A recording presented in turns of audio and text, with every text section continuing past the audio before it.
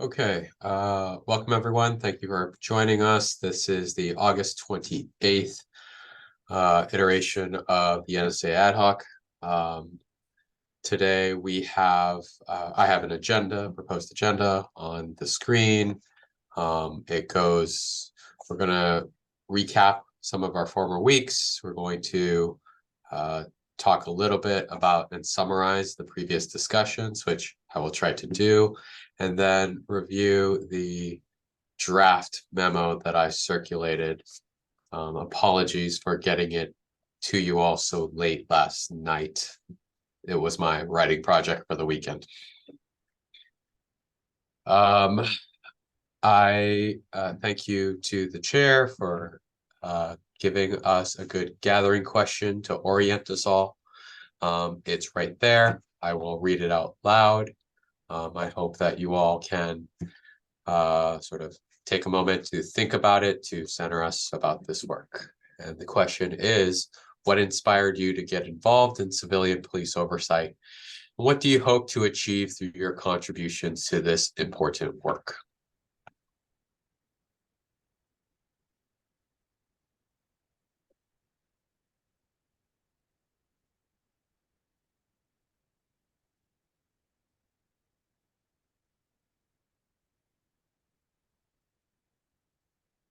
Uh, I am happy to start us off to get things going. I got involved in civilian police oversight, this role specifically, because someone asked. And generally when people ask me to look at things or do things, then I will keep an open mind and start to do it. That was back in the end of 2019, I think. And here I am.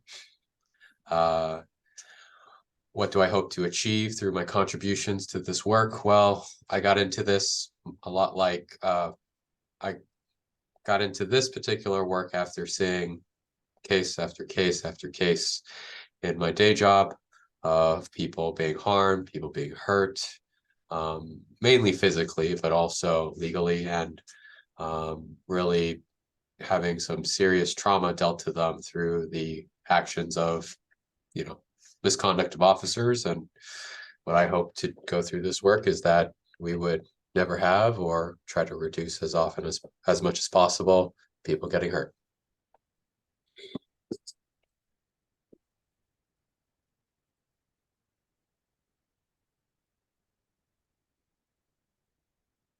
I'm gonna go down the list unless anybody wants to volunteer.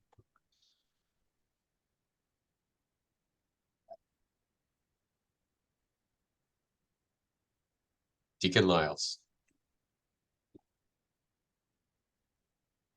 Well, I'm involved in this. I spent a career in law enforcement. I've always believed in the message, the moral message of the 8th century prophets, and like Micah, do justice, love mercy, and walk humbly before your God. Um, and like the prophet Amos, it justice rolled down like mighty waters and righteousness like a mighty stream. So that's where I am, socially, economically, theologically. And so I think we can't get along with anybody if we don't have any justice. So police officers are the first line for justice and protection, and and for service. So that's why I'm involved in it. I think it can happen. I'm very hopeful that it can happen, and until I die, I'm going to be in that line of reasoning, in living.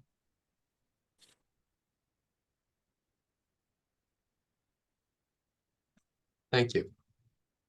Much appreciated.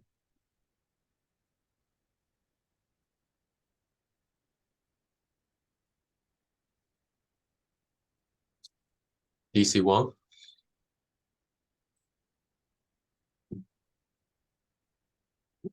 I guess I could start with why I started for police work in the first place. I mean, I obviously came to make community a better place, to protect society, and to make things better, one person at a time or one group at a time. Now that I have a slightly larger sense of responsibility here. And from the beginning, I've always believed that the police here are here to provide a service, to keep order in society, and to serve the community as the community wishes to be served. Because ultimately our direction and our efforts go towards the greater good. And as I leave here, I hope to leave this organization more effective, more honest, and more accountable than when I found it. So that's my goal here. Thank you.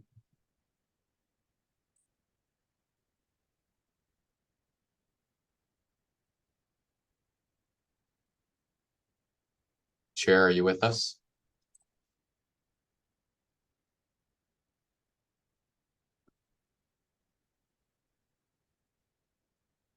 Hello. So I was inspired to get involved. My next door neighbor was killed by police in front of her 3 children.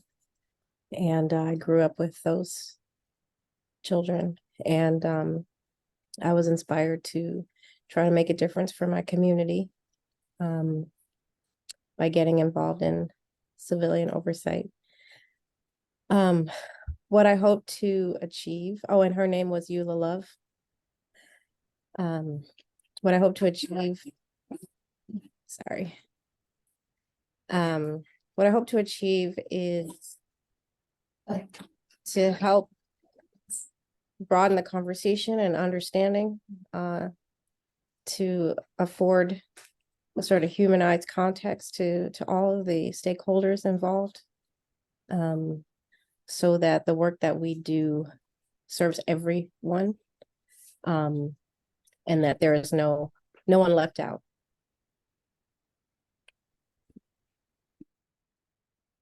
Thank you. Pastor Jackie? Good evening, everyone. I've missed a few meetings, so it's good to be back with you. And I, like Commissioner Shea, initially said yes to this work because I was asked. And I certainly love and respect the person who asked me and felt a responsibility because of the many incendiary things I've been known to say in public spaces, namely the pulpit, and felt the need to be a part of the solution. I continue to stay because I'm a product of Oakland, and I think this is a wonderful, amazing, incredible city. Of course, with its challenges, as with every city, but I think the answer lies with community, and that some of its most challenging issues can be solved in community. And what I hope to achieve is transformation, community transformation. And as always, that is rooted for me in the concept of justice. There can't be change if there's not justice and equity in our society. And so I hope that's the outcome of this work and any public or community work that I do. Thank you.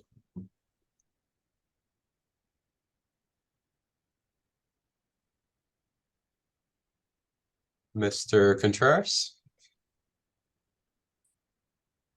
Mr. Contreras is my father, and he must owe you some money. Thank you, Commissioner Shea. So informally, I can remember when I was 5, and I was walking with a group of kids, and a Los Angeles police motorcycle cop pulled up on us and started questioning us, and he referred to me as a little, excuse my language, a-hole. That just didn't sit well with me. And also, just seeing my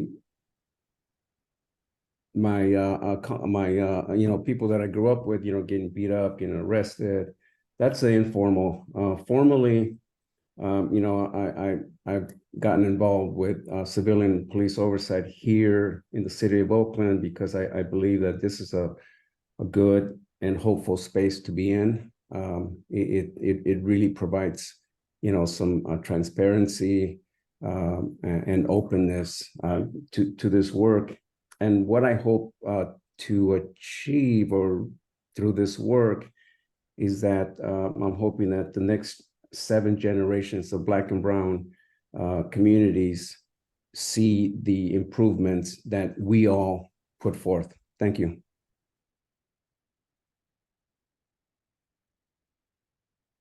Thank you.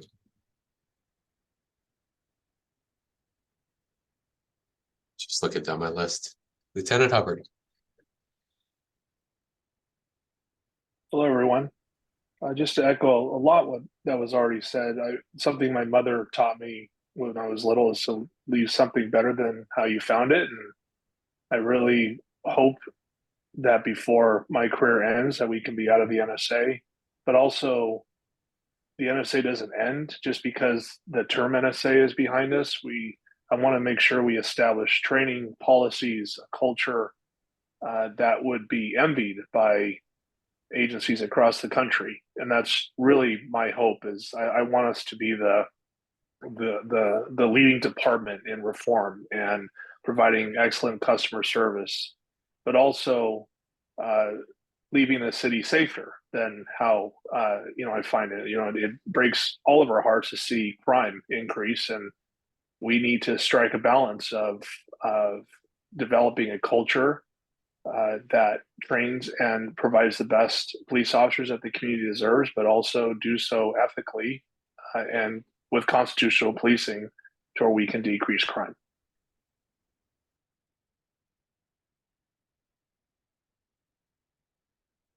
Thank you.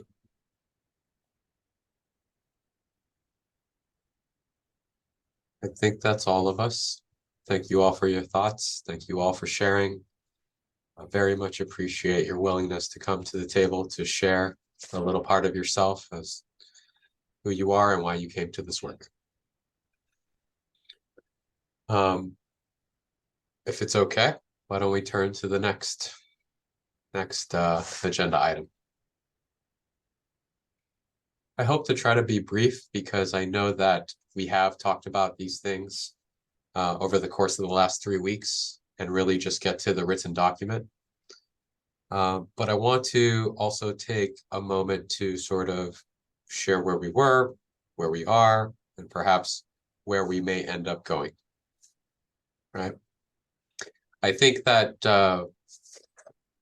we all know we're not going to solve this problem of culture by the next CMC conference date in September.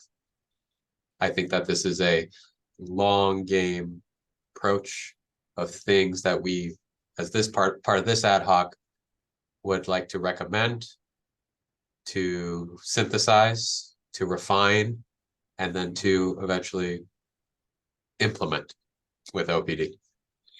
Right.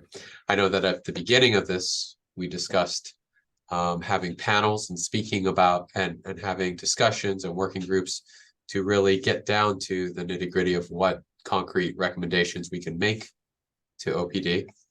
I'm hoping that we can still get there. I don't know that we'll get there by the time that we need to submit some sort of recommendation to the police commission, but I'm acknowledging it, and not to say that we're giving up, but we're going to stay where be where we are and keep moving the work forward. So I know that we have previously discussed these 3 topics. We've discussed acknowledging bad past and bad past practices to really implement and integrate into the work and into the department trainings about all of the horrible history that has gone through OPD, but also what the solutions to those problems have been, the changes in policy, the changes in procedure, and the discipline that has occurred, as well as integrating the lessons learned from those particular scandals into all examinations that involve lateral movement, change of assignment, promotional exams, to really instill a sense of awareness of the problems, as well as making sure that anyone who wants to advance in their career in OPD has learned from it and knows what the right answer is and what the most ethical behavior is, and that the department screens for it and tests for it. We have discussed modifications to the discipline matrix to include additional items, to change the various ranges of punishment. We've talked about potentially eliminating progressive discipline for some areas of misconduct, as well as making sure that any accountability gap or any sort of loophole for officers who commit misconduct to avoid accountability is removed or addressed. Finally, and I think this has been a theme through all three of our discussions, all 3 weeks, we have talked about the importance of making sure that those that are in management and leadership positions, and specifically low to mid-level managers, field training officers, sergeants, lieutenants, captains, all are of the highest caliber in terms of their ethical practice, their ethical belief, that they are screened for their judgment in situations that call upon ethical behavior, as well as are adequately trained in a manner that allows them to be supported and to ensure that they enforce those standards on those that they supervise. I think that is a broad strokes what we have talked about over the course of the last 3 weeks. I wonder if anyone can help me with that, because I know that I am just, of course, trying to synthesize and summarize. Help me if I've forgotten anything or missed anything.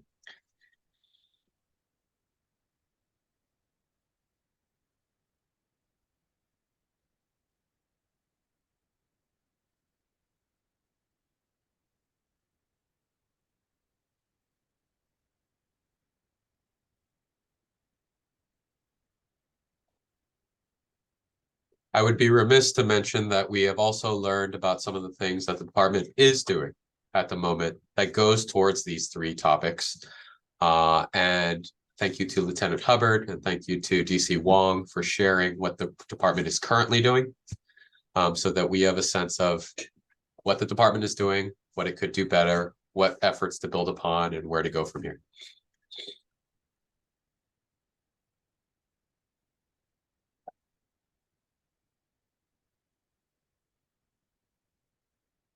I know that we've also incorporated some of the great work that has been done by the Reimagining Public Safety Task Force that has come up a number of times in our discussions, as well as previous studies that have been conducted about the department, about discipline disparities, about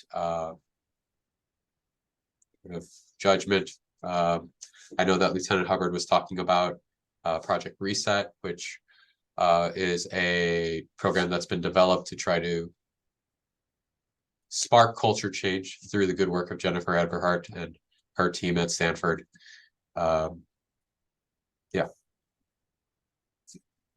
definitely had a lot to talk about.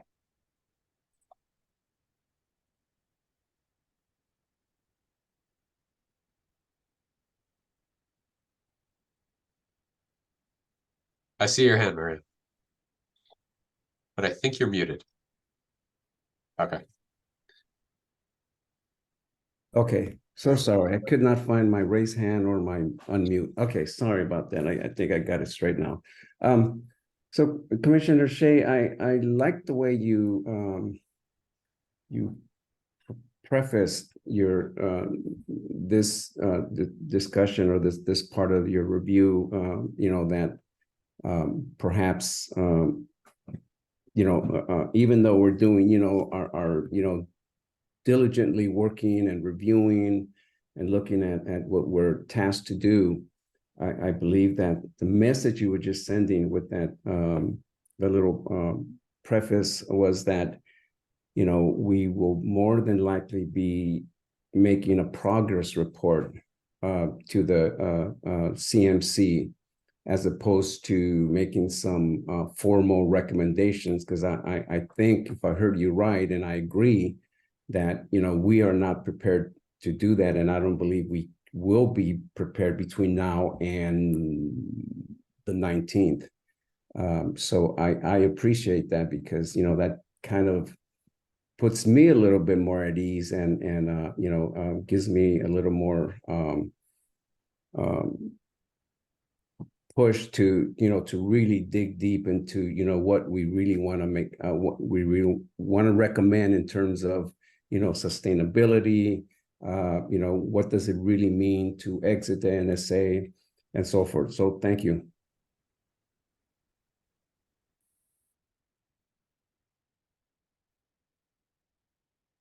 Thank you. I am, if not anything else, a pragmatist and a realist. And frankly, also in writing this, I did struggle a good amount about when I was thinking about recommendations to make or changes for the department to make, really writing and saying, who am I to say these things are the right things to do? And so you know, it may very well be that we get there. I don't know. But I also want to set the expectations that if we don't, at the very least, we continue working towards that, and we won't stop working towards that. So thank you. Thank you for your acknowledgement. Any questions before I perhaps turn to the written document?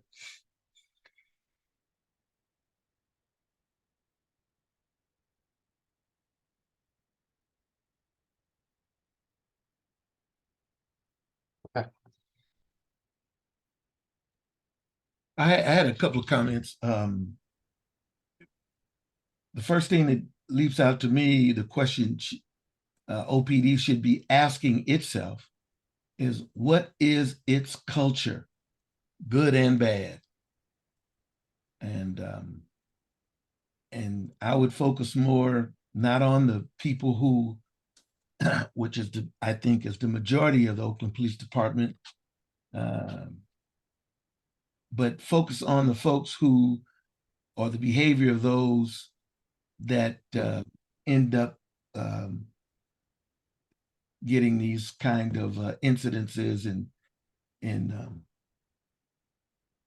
cases that become national news.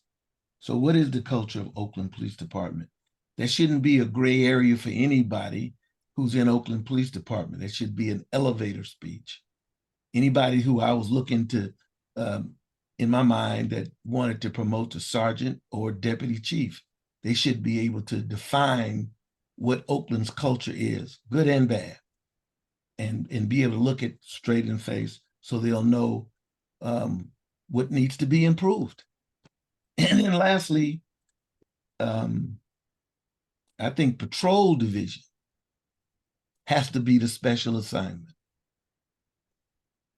And everything else, maybe, you know, detective divisions and all the special assignments, all of that, all that's wonderful. But what we want, or what the people want, is the people who respond, the first line responders, to be the best and the brightest. And so I'll leave it there. Patrol has to be the special assignment. We had a discussion some weeks ago, and I said this last time, and someone said, well, you know, if this was on a community policing discussion, and they said, well, you know, if the guy doesn't want to, if he wants to not work through his complete contract, we'll put him back in patrol. Like that's the dungeon. The patrol somehow has to be the best and the brightest. And that's how you, and when it is, then we'll know the culture's changed, you know, at Oakland. And then the people would respect them, I think, because they know they can count on them, and that they would be honest, and that they will show up when in need, when called.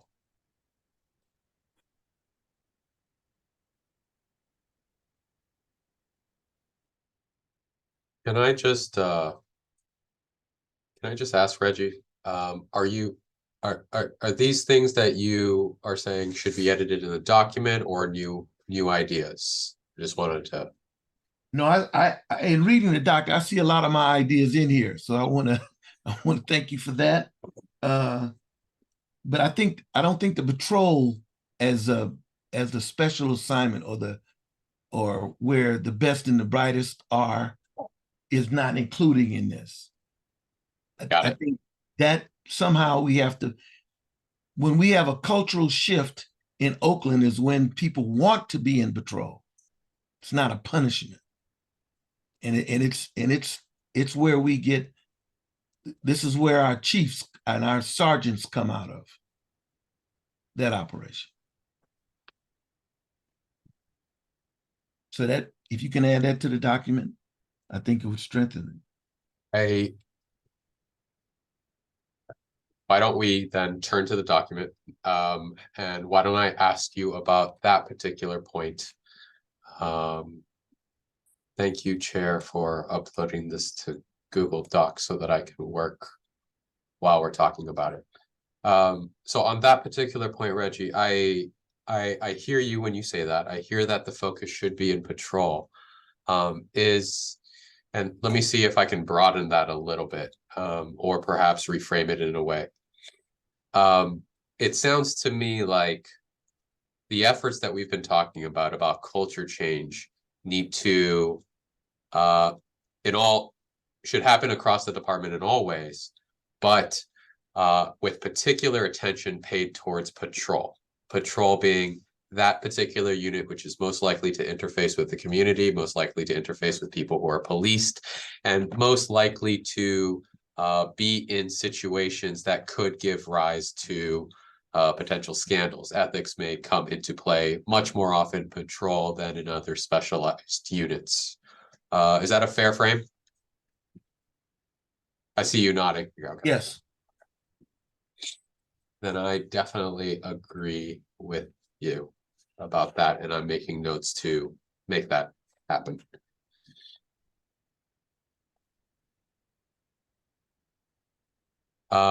Let me make this note, and then I'll take us through the document and sort of my thinking as we go through. I apologize. I got through as much as I could. There are portions that don't specifically relate to what our discussions have been, which I have not yet completed, but intend to by our next meeting. But I will make sure to go through those so that you all know what the intention of those sections are as well.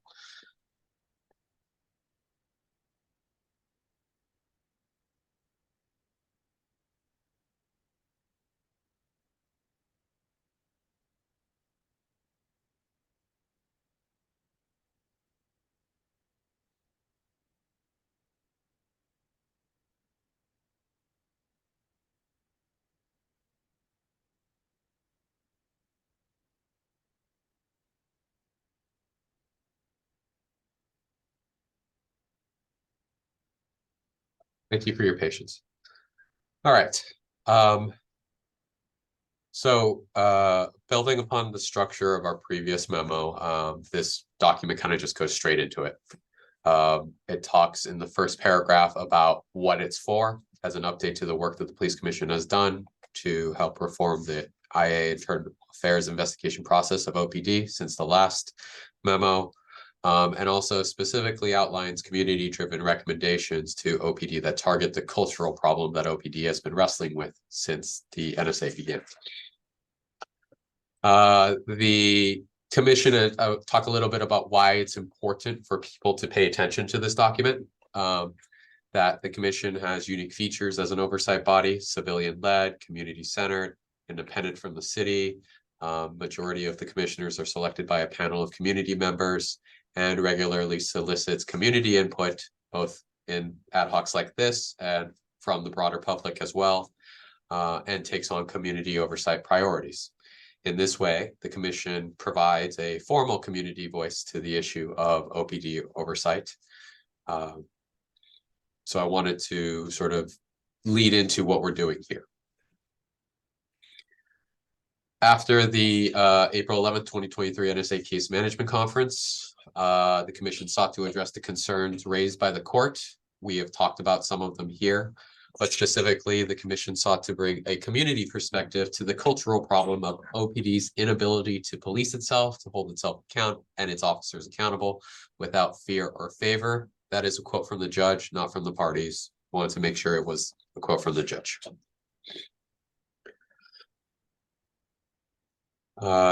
The Commission's Advisory Committee on the NSA, us here with us today, began a series of meetings in June 2023 to develop recommendations to the Commission for how OPD should tackle its cultural problems in the context of Task 5 and 45. This memorandum will discuss these recommendations in Section 3. I am very approximate about the date because I know there were 2 meetings that I missed that were during the day, during the workday, that I wasn't able to attend, but I know that you all had good discussion, which is what led to our list of potential recommendations that we eventually synthesized down to the 3 that we have and that we talked about over the last few weeks. Questions, comments about this introductory section, and I just want to acknowledge Pastor Jackie. I did get your email about highlighting or referencing the Brookings Institute article about improving police culture in America as a opener to, and I'm going to try to figure out some way to integrate that.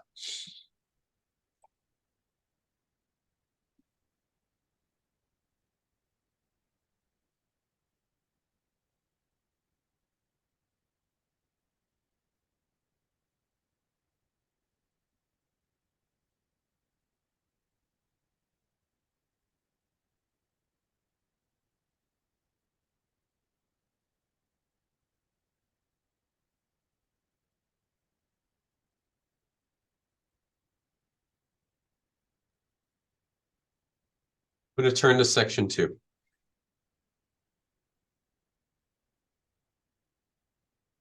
This is where I hope to have as sort of a progress report for some of the things that came from the previous memo. These 4 things were items that were specifically mentioned in the previous memo. I do need some help because I need to get some historical data, figure out from the minutes.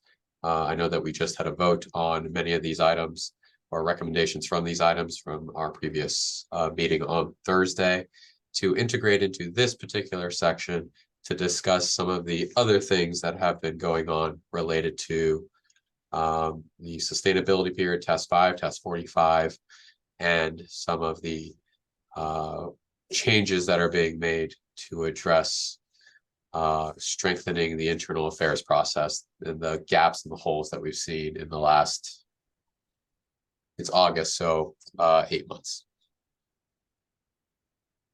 Mariano? Yeah, on before we get to issue 1, 2, 3, and 4, on the paragraph before the last sentence where it says the process of OPD and ensure the city of Oakland is in sustained compliance with the goal of resolving the need for the NSA. I believe that, we need to define sustained compliance, that it not just be, a check of a box where, Task 5, Task 45 have been, met and checked off, because somewhere I read that to be in compliance means that a task has to become part of OPD's daily practice.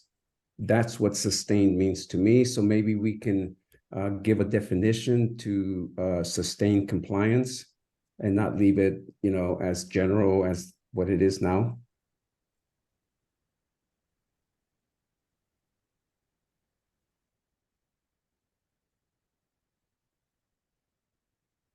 You had a suggestion right there about what a potential definition could be. Something about a daily practice, and I want to make sure I capture that correctly. Is to be in compliance means a task has to become part of OPD's daily practice.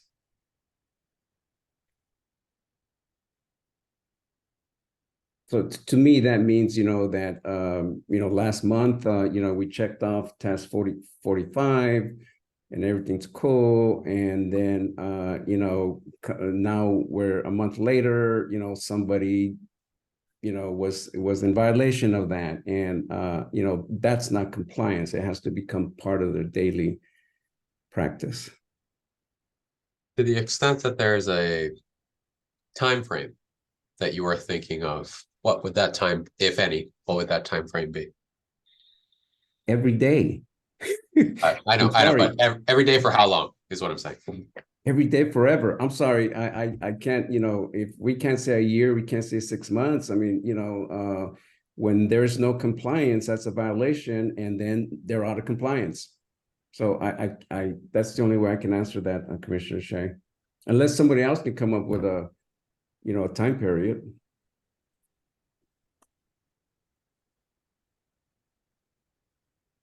Daily practice means daily practice to me, all the time.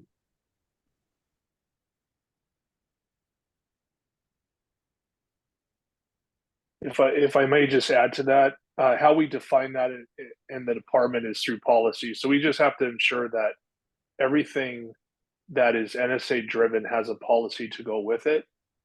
Therefore, if every employee has to adhere to those policies, then that means it becomes a daily practice.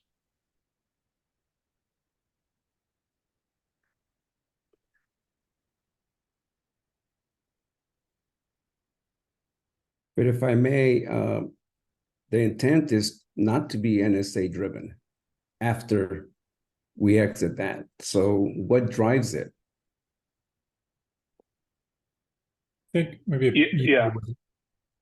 Sorry, I was just going to say No, an easy way to grasp this is the NSA brings us up to a certain level, a certain standard, right? We achieve that standard, we maintain it, and as a commission oversight goes on, it makes sure that we maintain that same standard. And as you joked about earlier, indefinitely, right? I mean, if you're an oversight body, you make sure we stay at a certain standard, and that standard adjusts as needed in the future. If you realize that standard is good enough, it stays there. If you realize that more issues are occurring, then you can increase that standard. Right? Does that make sense? Because the policy is established by the NSA requirements as current, but going forward, it can be adjusted.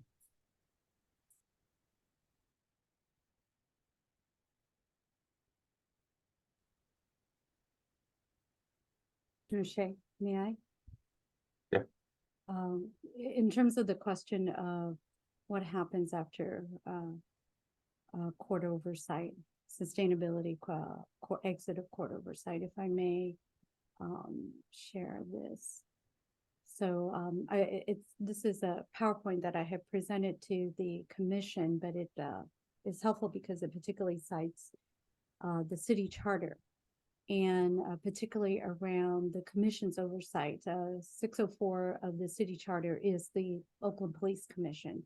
And as you know, we have the Office of Inspector General, particularly the Inspector General reporting to the commission. And it says that the OIG shall audit the department's compliance with the 52 tasks described in the NSA, even after the settlement agreement expires. Hence, there's still very much the expectation that the commission will pick up the oversight component.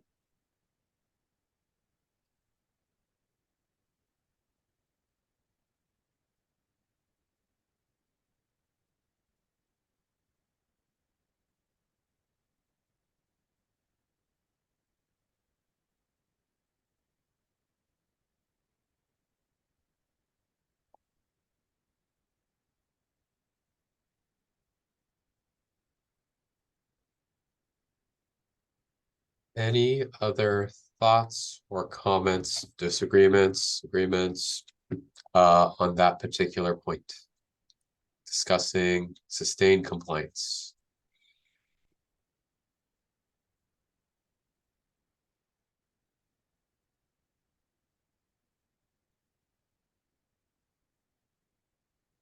Okay.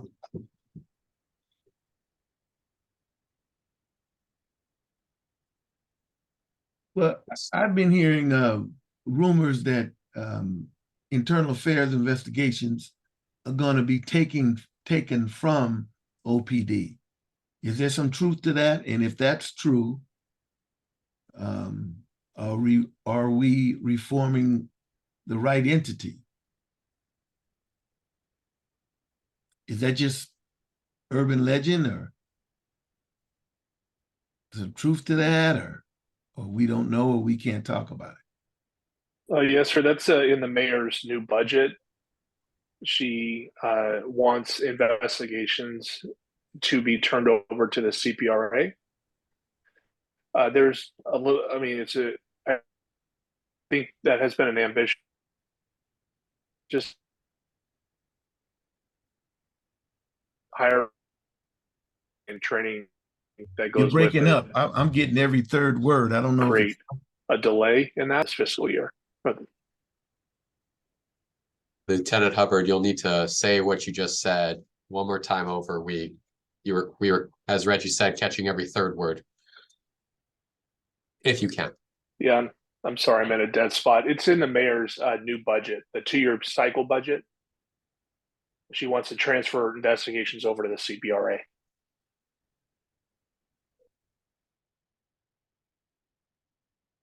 So it is a little bit more than a rumor, sounds like, but at the same time, that doesn't mean we stop working on this as long as OPD has this. And it is a massive and a monumental shift that will take some time, has RFPs with consultants of how to transfer it, what to do, how long it's going to take, what work is going to go over. So we press on. So Commissioner Shea, just for full disclosure and for information purposes, so that recommendation was part of the Reimagining Public Safety Task Force second cycle that happened to fall on this mayor's budget. She complied and advanced this recommendation. So that came from community, that came from an ad hoc. That was part of the Reimagining Public Safety Task Force 3 years ago. So I just wanted to let people know that that's how that came about. Thank you. Thank you. Much appreciate the context. Let's see. So let's see. The 4 issues that are on the screen that you see there are the issues that were highlighted in the Commission's initial NSA memo back on March 30th. Those particular issues have recommendations or to address the issues that are mentioned there. Again, I need some help with documenting the history of the last 5 months. In this particular section, the Commission votes the attempts to try to clear up some of these things to get more clarity. And so this is a section that I need to focus on and fill out much more in the next week. And I apologize for its incompleteness. I both did not have the information right at my fingertips and wanted to focus on the later sections. Thoughts about this section? I know it's rather incomplete. I apologize for that. About what perhaps work or things, maybe that's something that isn't mentioned here, to highlight as follow-up from the last set or series.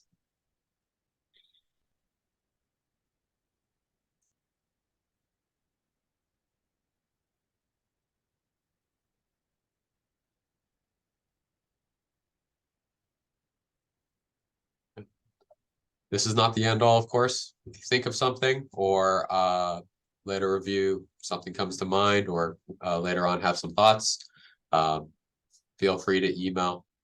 Comes to my mind is this transition from the NSA. That's what scares me, and it scares me because the movement on these 52 elements was under the NSA. And how do I phrase this? What guarantees that we will have that once the NSA is gone, that OPD would continue that movement to reform? That's a tough question, but that has to be asked. Or I'll put it this way: what has OPD done for us to believe that they will continue the reform effort? Seems to me that the wind behind the sails of reform has been the NSA. Am I wrong? I think it goes back to the core of this whole discussion tonight is about culture change, right? Yeah. To be a learning, growing, changing organization that wants to continually be reformed. And as Lieutenant Hubbard said earlier, to try to be the most progressive in reform. So if we establish a culture, we take what we've built for all these years and continue to move forward and continue to change. And we follow the, like you said, any issues that come from other departments, we grow from that. If we find a problem within ourselves, we deal with it accordingly and we grow from that.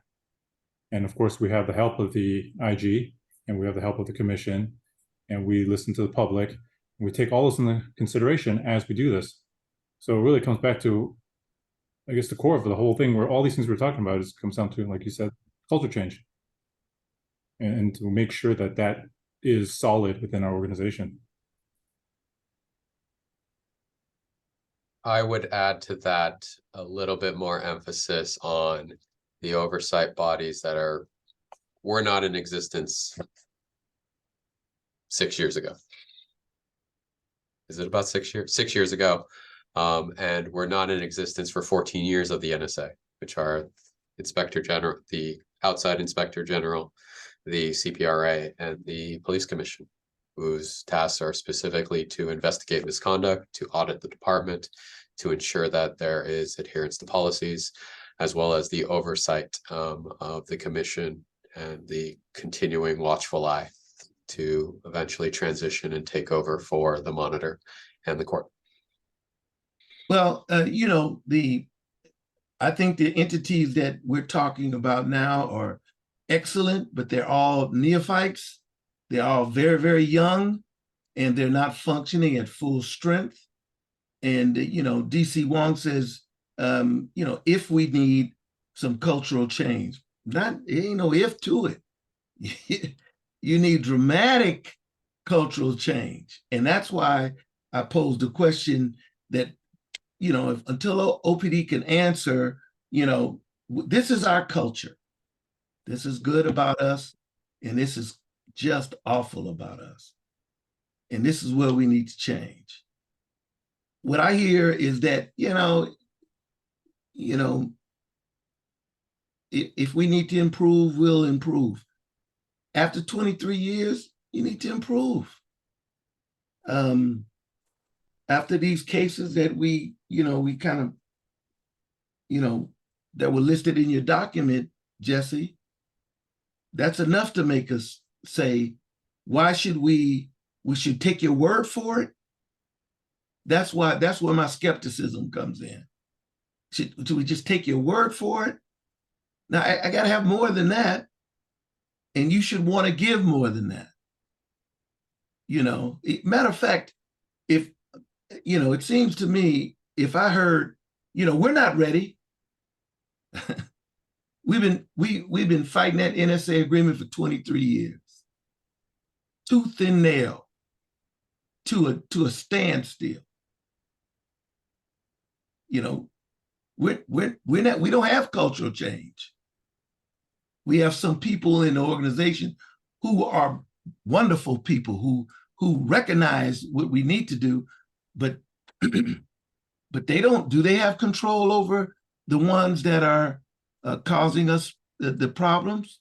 I don't think so, because we continue to have these problems. So I guess I'm saying the only thing that's gotten us to this point is the NSA agreement.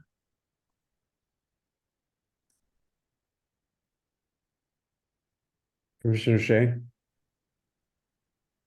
Yep, go for it. So, I agree with what Reggie just stated, and you talked about the entities that we have now, CPRA, OIG, the commission, but I think that since 1980 up into 6 years ago, we had the CPRB, and the CPRB, had no teeth, and it was also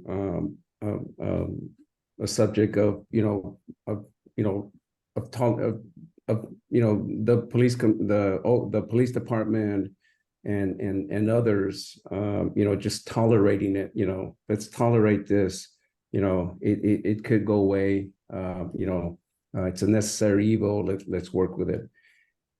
So that's history there. What we need to learn from that is that let's not allow this to happen with those entities that you just mentioned, because I believe that, and no disrespect to the officers who are present, I believe that generally this department, those bad apples, those, officers who, perform misconduct, who, racial profile, I believe that they're just waiting around and tolerating this oversight that we have now, tolerating this ad hoc, and hoping that we'll go away. But we have to make sure that we learn from that history, that of what happened to CPRB, and not allow that to happen. And then part of culture change, down lower on this section where you state as a second recommendation, OPD should take those key lessons from each scandal and incorporate them into every examination that involves a promotion, lateral movement, or assignment out of the default patrol assignment. I think that this and then you go on to state that this does not require that OPD members be tested on historical facts of these scandals. I think that they should be. They should be tested on the real scandals and learn from the real mistakes, or learn from the real good judgments that came out of these scandals. Let's not do hypotheticals anymore. It's, to me, a hypothetical is really real easy for me to answer and guess the right answers, and again, check a box off. But if for promotion, the examination, or you take on the real scandals that have taken place here in Oakland Police Department, and how officers perform, how their investigations really happened, that's a real way to learn. And so I would, do you see the section that I'm referring to, Commissioner Shea? I'm putting in your comment right now. Okay, so sorry, thank you. So yeah, that's my comment there, and that refers and affects culture. Thank you.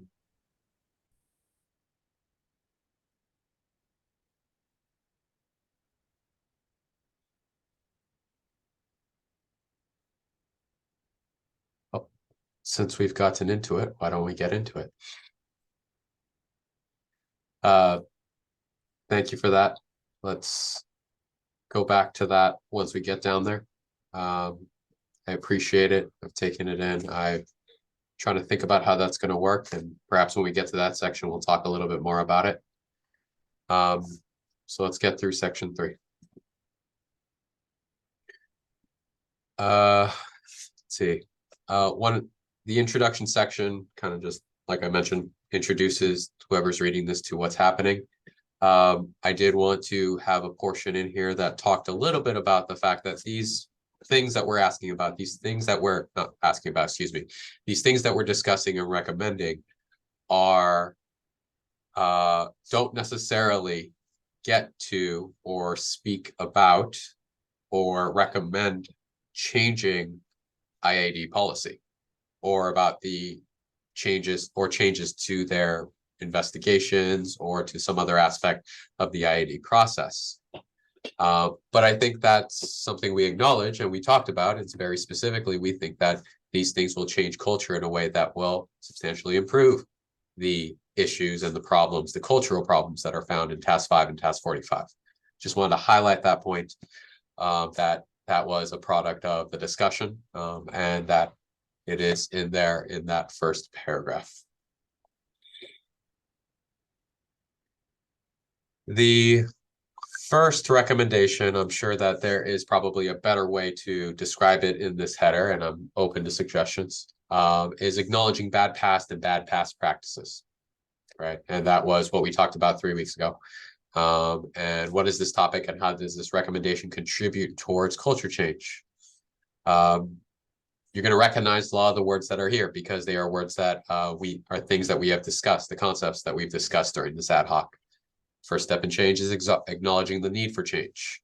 Need for change doesn't just stem from the reforms required by the NSA, and I list out major scandals and things that we have found out and misconduct that has, I don't lay out exactly the misconduct because that would, I think, make this document very long, but very broadly, broad strokes, what some of the things that we have discussed, some of the things that we know about, some of the things that we have heard over the course of the many years that OPD has been oversight, and specifically those that relate to failures of the IAD investigations. Talks about how OPD should acknowledge its previous failures and integrate those failures and the lessons learned into all aspects of their organization: training, promotional interviews, assignment changes, and regular information updates. We talked about the training, we talked about the promotional interviews, we talked about the assignment changes. The regular information updates goes towards what Lieutenant Hubbard said was that the department could do a better job about debriefing major incidents that occur, sometimes not necessarily those that are currently in the IAD process where they can't talk about personnel issues, but major incidents. Well, I don't think there's anything that would prevent you from talking about past things that are no longer in the IAD process. Tell me if I'm wrong. You're not wrong. Yeah. I try not to be. You're not. Commissioner Shea? I know that I am often, but I know that, but I try not to be. Mariano. Yeah, someone in the chat mentioned the use of the word scandal, and that it may perhaps should be changed to misconduct or misbehavior.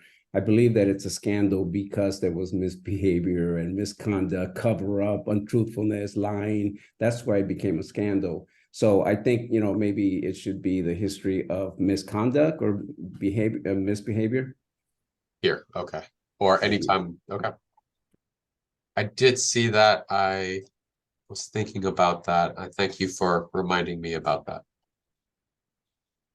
I was just reading the Brookings Institute that I think Pastor Jackie shared with you. And in here, there's a Captain Joe Perez, who I believe is the head of the National Hispanic Police Officers Association. And he's saying the same thing. He's saying that we need to, call these issues of cover up, falsifying police reports, lying, that we have to use those kind of phrases so people can understand what we're talking about. And that this is the kind of stuff that cannot be accepted any longer.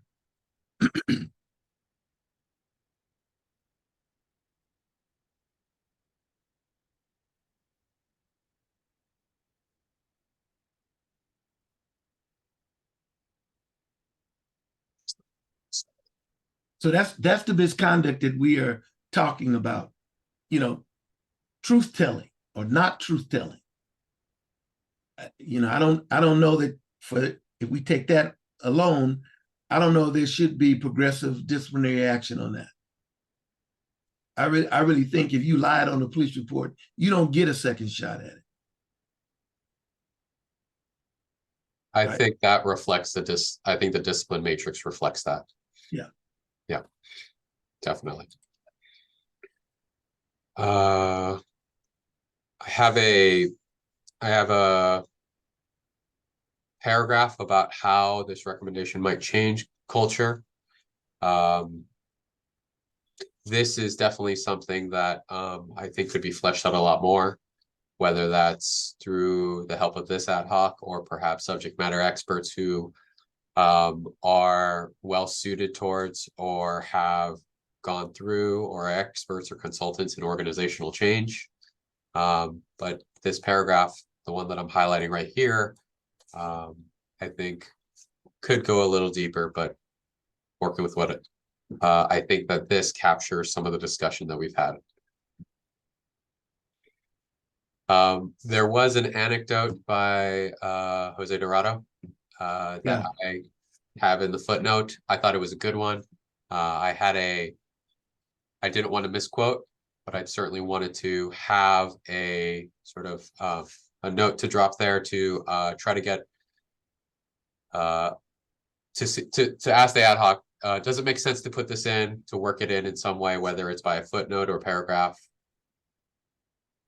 Thoughts or other anecdotes that you think might be useful in being able to explain to any reader why this is so important?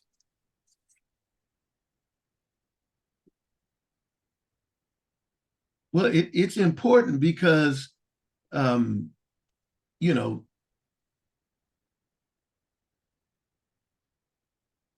I mean, if you don't want to know the truth, then you don't want to know what needs to change. And you don't think what we're talking about is the truth. Their truth is there's nothing wrong. That they're being put upon by some left-wing liberal defund the police crowd.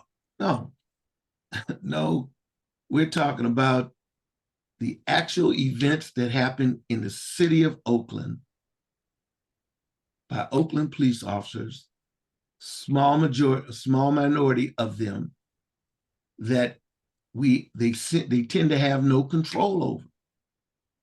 And what do? Again, they don't hold people accountable.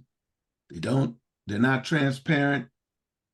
They find ways to do cover-ups.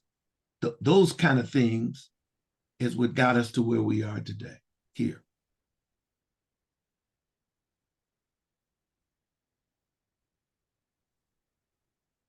So in this story, this anecdote, here's an officer, a young officer says, I don't want to read the book.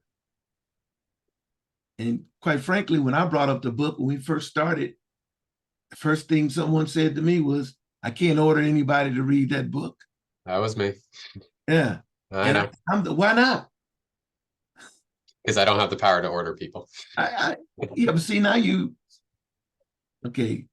know that's not the issue about you the power. The issue is read the book so we can understand what we're dealing with. I agree with that. This is the elephant in the room. It's not a puppy dog. This is the elephant in the room that we're dealing with. If we can't acknowledge it, then we're just trying to fix something blind. Something that I thought about just as you were talking about that, DC Wong shared with us the promotional exam for a sergeant and I think for a captain as well. And I noticed that in one of those promotion exams, one of the suggested readings was the book, The Riders Come Out at Night. I just thought I'd make that plug. There's more to do, of course, but It's stuck somewhere. That's a step in the right direction. Well, DC Wong, is that a captain's exam? I'm not sure which one was on. I think it was the captain's one, though, because I sent you also the sergeant's one, right? correct. I believe it was the captain's. Middle management. Yeah. Now, Next step, lieutenants, right? And then sergeants. yeah, you get that down to FTOs, and then now we got cultural change.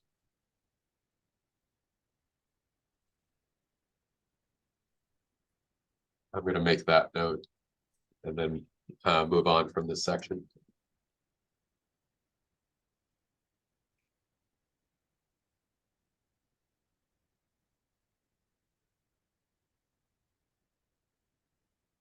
I don't know if you guys are following what's going on in Philadelphia right now, but Chief Danielle Outlaw, who was a former OPD, born and raised Oakland person, and I believe she was a deputy chief here in Oakland or a captain. You know, you can, if you watch how she's handling this particular scandal, there's so much Oakland can learn from watching how she is doing it. She came out, we told you, we reported something to you that was not true. We said it, we apologized for it. This is what we said, this is what occurred. And laid everything out, straight face, honest, you know, and said, well, the man was not out of his car who was shot dead by the officer. And we're here to tell you first, and put up the video. It showed the video. I said, now that's transparency.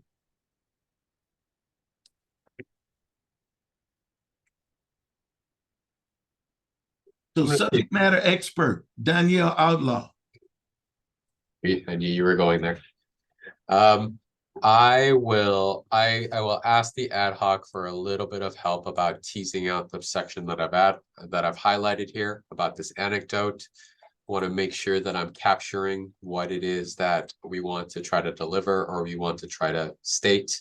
I will of course ask Jose, who gave us the anecdote, about if this was what it was that he intended. I just want to put a flag in there for everyone to think about how this relates to culture change. Thank you. I'm mindful of the time, 7:09. I know that part of the reason why we try to stop right at 7:30 is there's another ad hoc right after this that uses this Zoom. So I apologize for keeping us going. Second, incorporating the bad past and practices of OPD into examinations for career progress would incentivize officers to maintain ethical baselines in their work and their thinking. I'm going to ask for the ad hoc's help in developing this particular thought, and with after today, hopefully be able to get your input, whether that's through editing or through suggestions about language, about how to further this thought here. I know I will also go back to our transcripts and our discussions, recorded discussions, to try to capture more of the information that we learned there. Implementation of this topic. Department should conduct department-wide training to all staff, sworn and non-sworn, on every scandal and major failure since the NSA began. And this training should include the historic facts, the violations of policy, the ethical problems underlying those violations, and the changes to policy and practice that have resulted from those scandals. So I'm going to make a note about that. I want to circle back to this ad hoc because this is the first time that it's in writing and in front of you.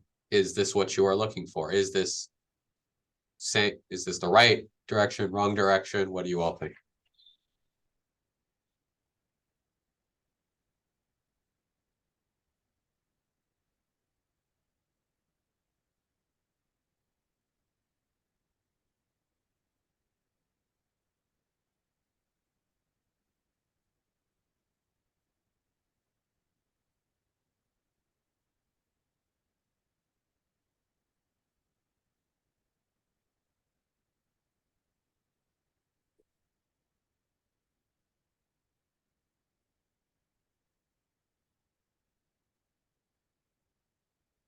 That's okay. Mull on it. Think about it some more. Because we do have some time to go over this. Commissioner Shea, Go ahead. I was just trying to remember the conversation we had last week around training, and I forget who it was. It might have been Lieutenant Hubbard who said we don't have enough funds for training. I wish we could send everyone to this institute or that institute, and my opinion on that is that, so you can send folks to training, but It's how do you, um, um, bring that training, bring, what you learned at these institutes, bring it back and implement it in a way where, there's a buy-in. That anecdote, about that young officer, saying, I don't need to read it, or I don't want to read that book, tells me that there's no buy-in, and all the training in the world is not going to get them to buy in. So, so that training that, that's,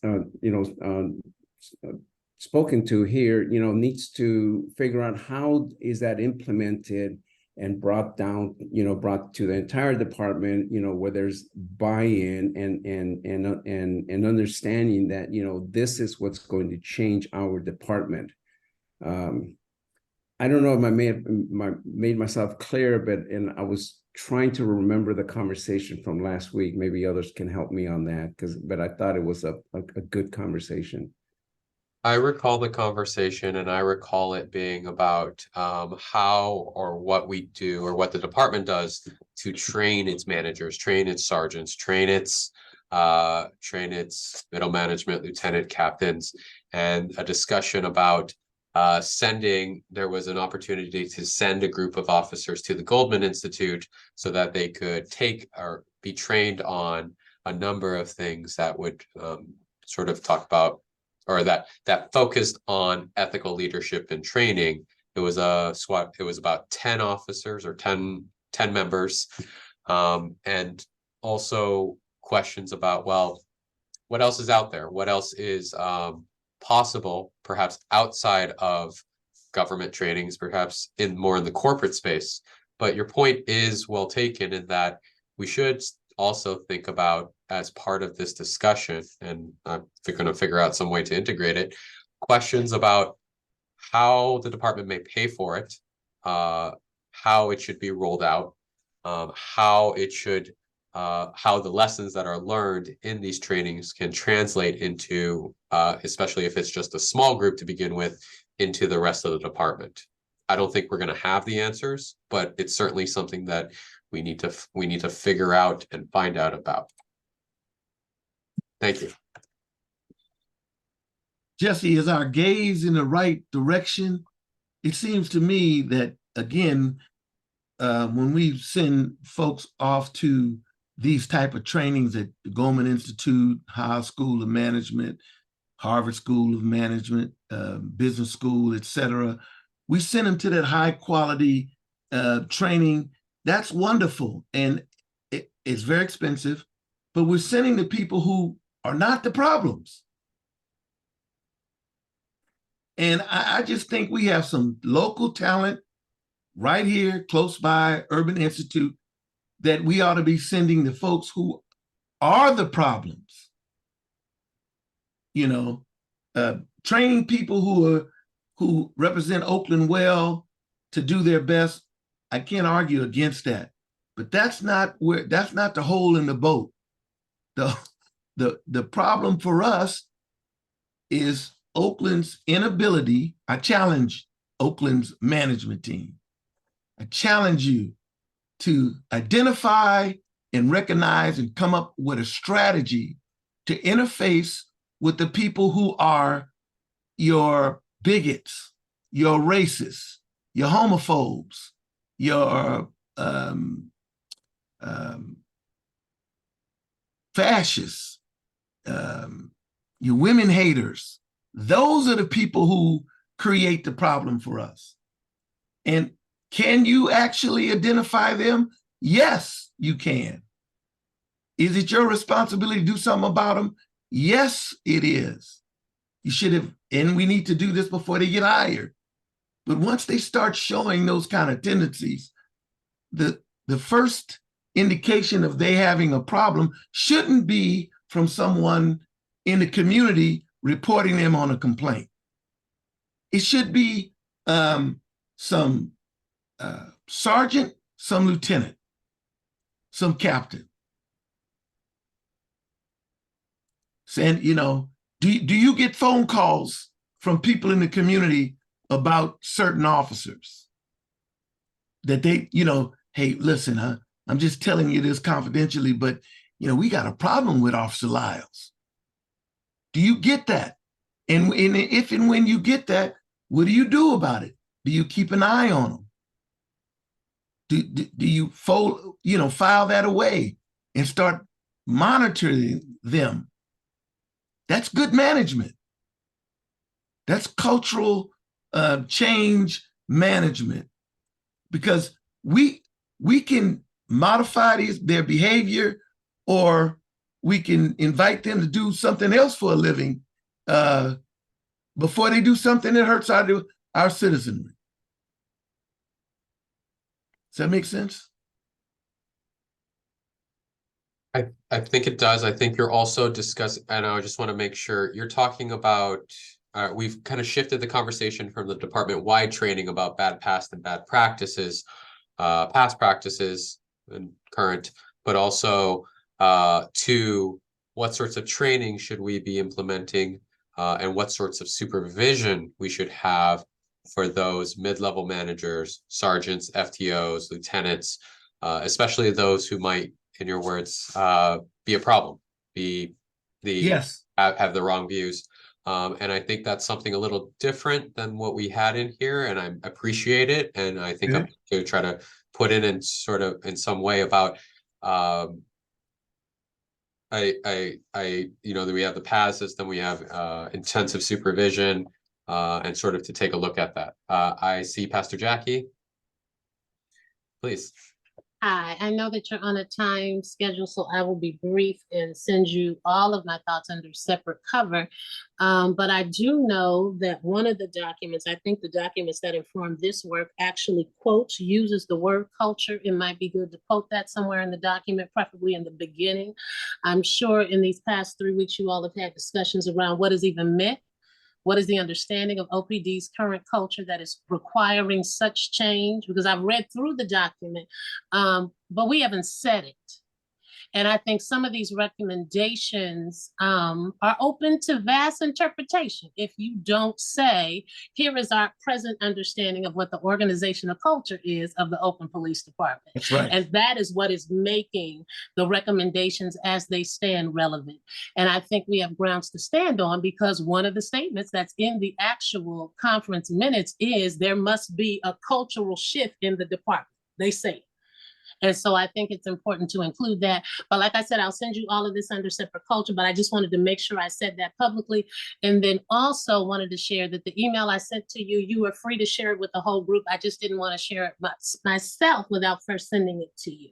So that's just my overall comment. And I know we have to go. I appreciate your comments as always. I agree. Thank you. You put Deacon Lyles's earlier comments about naming the culture a little bit more into context and sort of give me a little bit more understanding. I appreciate that.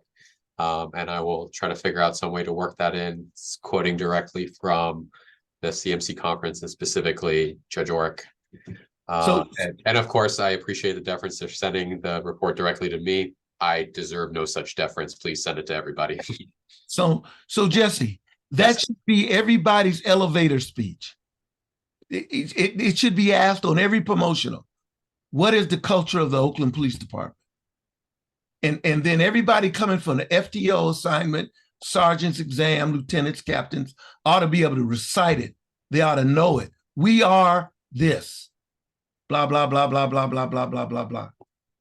And if they can't get it, or if they reject it, even if they lie about it and they don't believe it, but they got it down rote, that's an advancement. That's an improvement.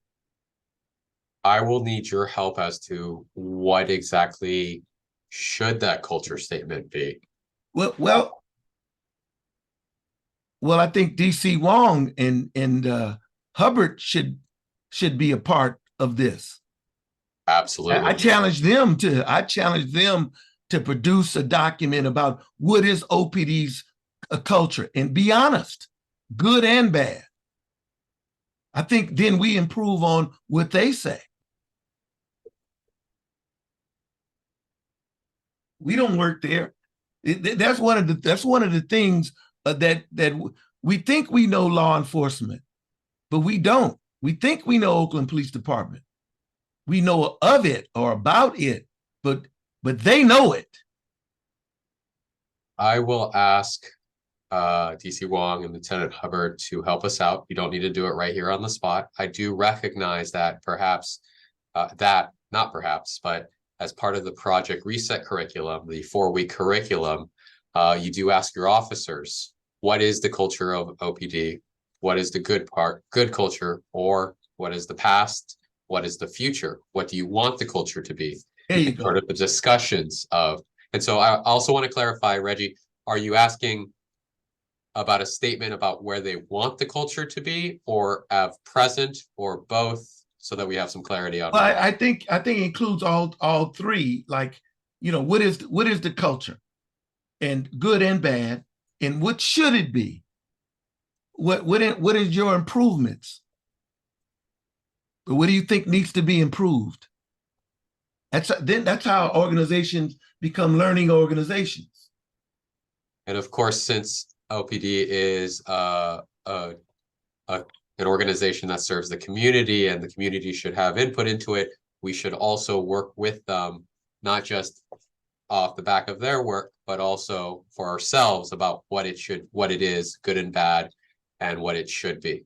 Can we agree to work on that for our next meeting? Oh yeah. And I think with understanding that for the purposes of this document, it is clear to show the divide. If you were to ask an average community member, what is the culture of OPD, that's going to be based on experience.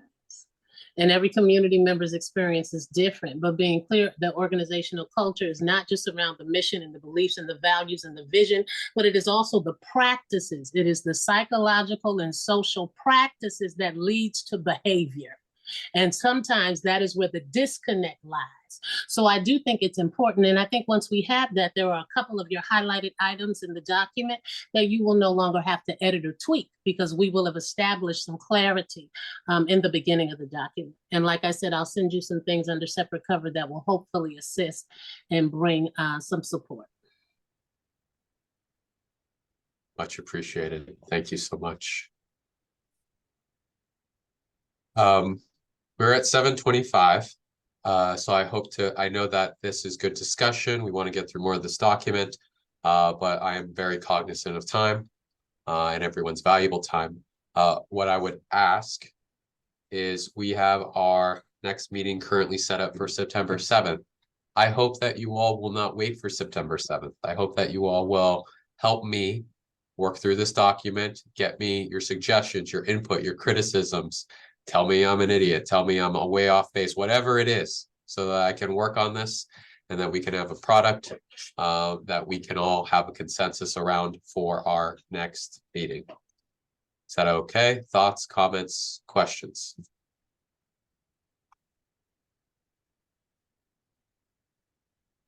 Again, while we're I on the apologize. subject, Commissioner Shea, can we do just a calendar review after September 7th, please? Yes. Let's see.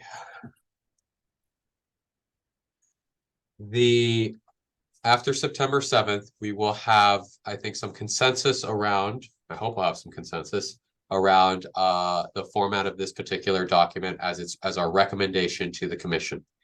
The commission is going to take that document and get it for, I think, a closed session on September 11th, and then a closed session and an open session on September 14th. So they're going to have 2 looks at it and 2 thoughts about it, and then so that they have an opportunity to take it, consider it, review it, make comments, suggestions, and hopefully we will have a draft that can be voted on and approved or passed by the 14th. In time for our submission deadline, which I always forget, but I think is around September 19th for the joint CMC statement. Is that right, Commission Counsel? Thank you. I have down the 19th to the Police Commission, and on the 26th to the CMC. Is that wrong? I think the CMC is on the 26th. The 19th will be the will be the commission sending, or the deadline for the commission to send to the city attorney the addendum and the memo, which will be integrated into the joint statement. Yes. And then so September 14th is our target date for the commission. Okay. Got it. Got it. Thank you. Thoughts, questions, comments? Of course, our September 14th and our will be a live meeting. September 14th, not September 7th. September 7th will still be on Zoom.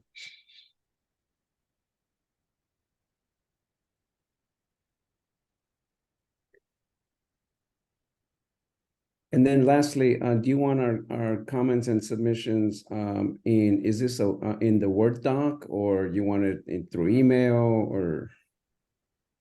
Whatever is easiest for you. I sent each one of you, or this particular group, the memo in a Word document for you to edit, to make changes, make suggestions. Just if you're going to do that, track changes so I know where it is. If it's easier for it to be done via a separate email, I'm happy to take that too. And then I'm going to take this Google Doc and integrate changes.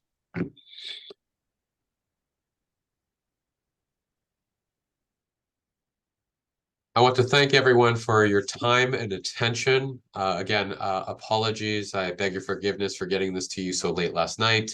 I know that we will all put our heads together.